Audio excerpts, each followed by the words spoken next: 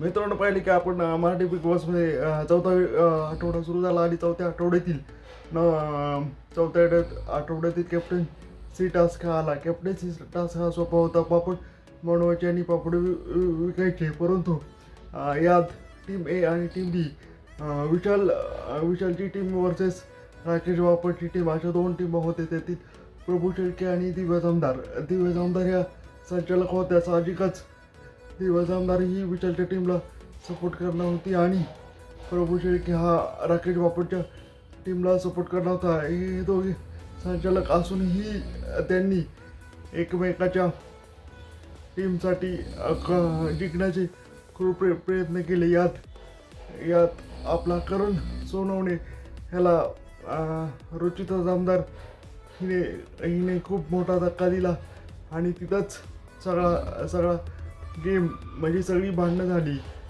करण सोनवणे याला धक्का दिला, असा खूप मोठा वाद झाला. मला का धक्का दिला तू, मला का मारतेस तू, असं करण सोनवणे यांनी रुचिता आमदारला म्हणले. आणि तिथेच तनुश्रीचा मुद्दा, मी चोर नाही, मी काहीच नाही, माझ्यावर तुम्ही आरोप करता, मी इंडिव्हिज्युअल खेळते. आणि रुचिता आमदार म्हणली की तू इंडिव्हिज्युअल नाही खेळत, तू पळपुटी आहे आणि इकडून तिकडे जातीच, असा तिचा म्हणण्याचा उद्देश होता. परंतु तनुश्री माने तन्वी कोलते की खूप सांभाळण्याचा प्रयत्न करत होता की अरे नाही मी अशात यांचा खूप वाद झाला आणि त्यात हा वाद मिटवायला सगळं घर एकत्र चालतं.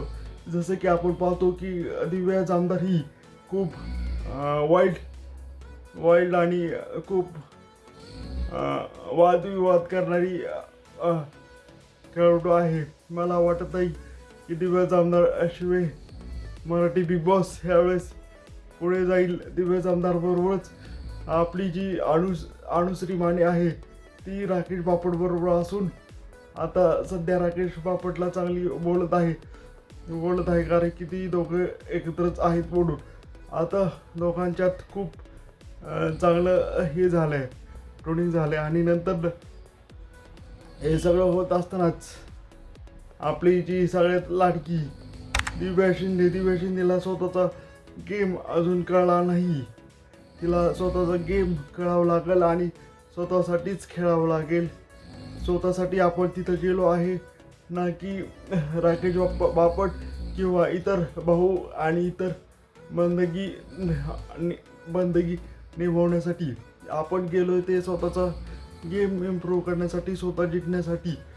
तर दिव्या शिंदेला ही गोष्ट लवकरात लवकर कळायला पाहिजे.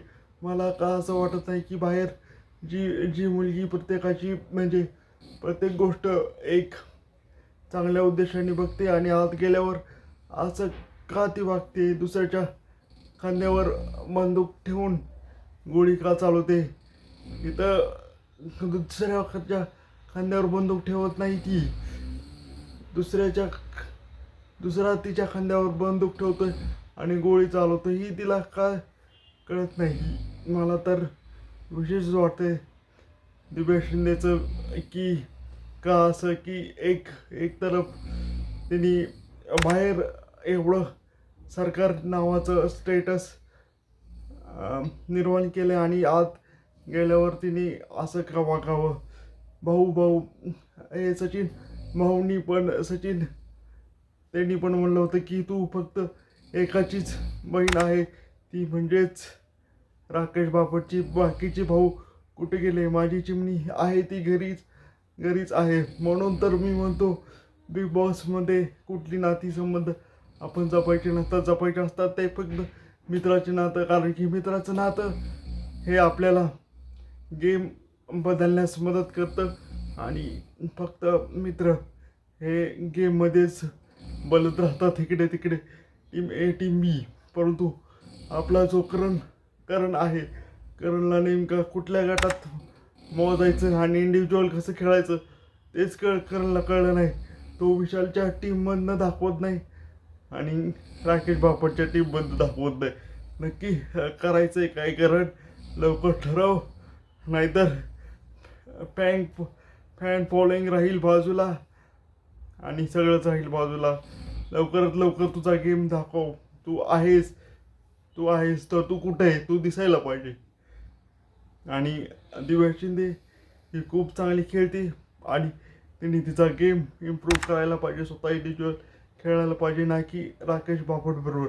राकेश बापट ह्याचं करिअर झालेलं आहे, तर आपण जे बिग बॉस बघतो आणि दिव्या शिंदेची जी इमेज तयार होती त्यानुसार कसं काय मग बाहेर आल्यावर बाहेर आल्या परत एकदा दिव्या शिंदे वर्सेस सरकार, म्हणजे आपण स्वतःचं काहीतरी डिपेंडन्स पाहिजे ना, निर्णय ते घ्यायला शिकायला पाहिजे, ना की राकेश बापट किंवा इतर बाकी दिव्या जमदार असो, अनुश्री माने असो आणि दीपाली सय्यद असो, या तिन्ही कंटेस्टंटमध्ये फक्त 2 कंटेस्टंट चांगले आहेत की आमदार आणि अनुश्री माने फक्त भांडणं करतात म्हणून पुढे, आणि तनुश्री कोलते सगळ्यालाच बोलते.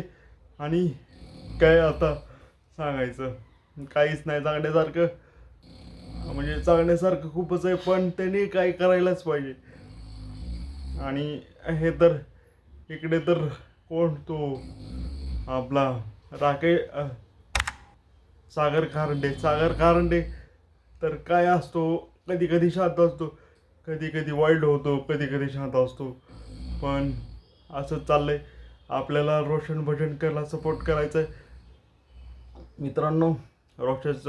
भजनकरला सपोर्ट करा, दिव्या शिंदेला सपोर्ट करा. आणि राहिला सवाल अनुश्री माने आणि ह्या काय लवकर जात नसतात, कारण की त्या जर बाहेर गेल्या तर बिग बॉसचा सीझनचा TRP हा कमी होऊ शकतो. म्हणून सगळ्यांनी फक्त आपल्या बिग बॉसला आता फॉलो करा. आणि आता बघू आपण नवा कॅप्टन कोण होत आहे. यात दिव्या शिंदे याची भूमिका खूप महत्त्वाची राहील मित्रांनो. थँक्यू.